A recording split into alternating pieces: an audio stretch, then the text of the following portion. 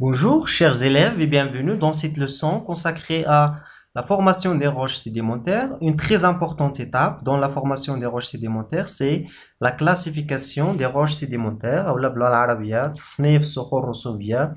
Première année collégiale, parcours international selon le programme marocain. On commence par élaborer un plan. La dernière fois, on a vu dans la première vidéo l'érosion. Puis, dans une autre vidéo, le transport, puis la sédimentation, la diagénèse et la classification. Si vous n'avez pas encore regardé les autres vidéos, je vous invite à les regarder pour savoir le processus de formation des roches sédimentaires. Pour le plan, on va commencer par une classification de toutes les roches qui composent la planète Terre.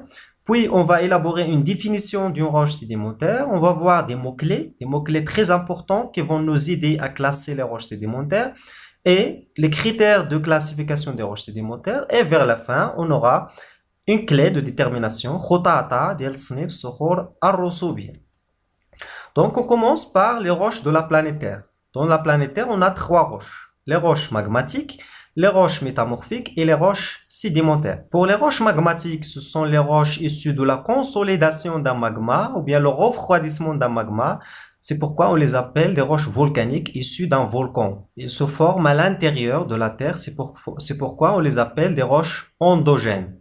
Pour les roches métamorphiques, ce sont des roches issues de la transformation de roches préexistantes, soit par pression ou bien par température. Tout ça, les roches magmatiques et les roches métamorphiques, on va les voir après.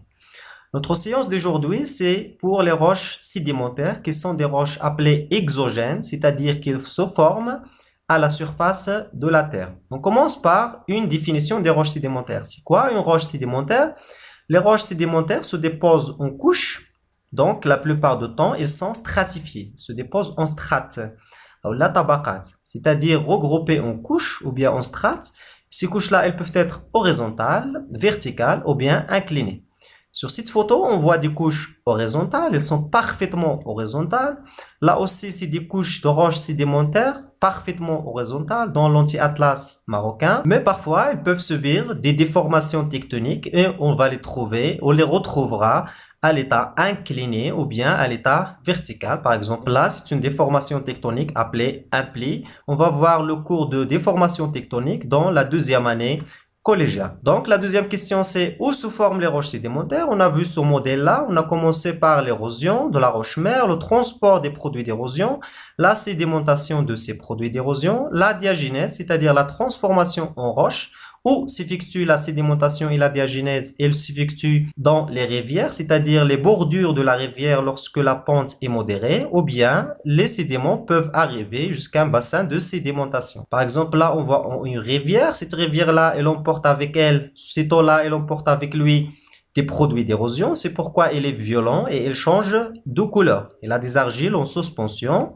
et ces argiles-là, ces sédiments-là en général, ils se déposent dans les bordures des rivières lorsque la pente est modérée sous forme de couches horizontales. Si ces sédiments-là subissent la diagénèse, ils se transforment en roches sédimentaires. Mais parfois, les produits d'érosion sont arrivés jusqu'à un bassin de sédimentation par le moyen de rivières. Là, on observe une embouchure quel que soit un delta ou bien un estuaire. C'est le contact entre un bassin de sédimentation et une rivière. Un bassin de sédimentation, il peut être un lac, une mer, un océan, une lagune, etc.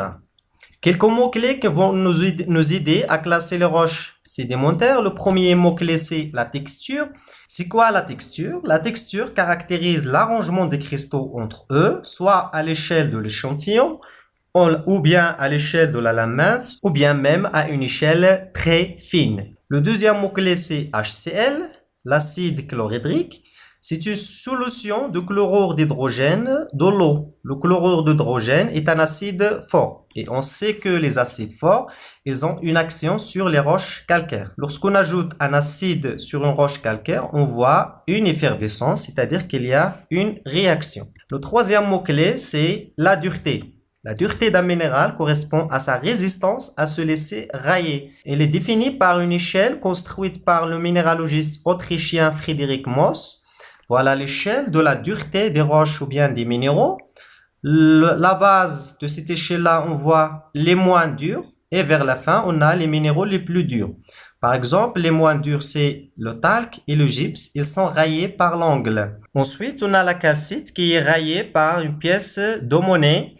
Puis, la fluorite, la patite, ils sont raillés par une lame d'acier d'un canif. Et enfin, on trouve les minéraux les plus durs, le quartz, la topaze, le corindon. Et enfin, c'est le diamant, le minéral le plus dur sur la planète Terre. Il est rayé, il raille même le verre. Rien ne peut railler un diamant qu'un autre diamant.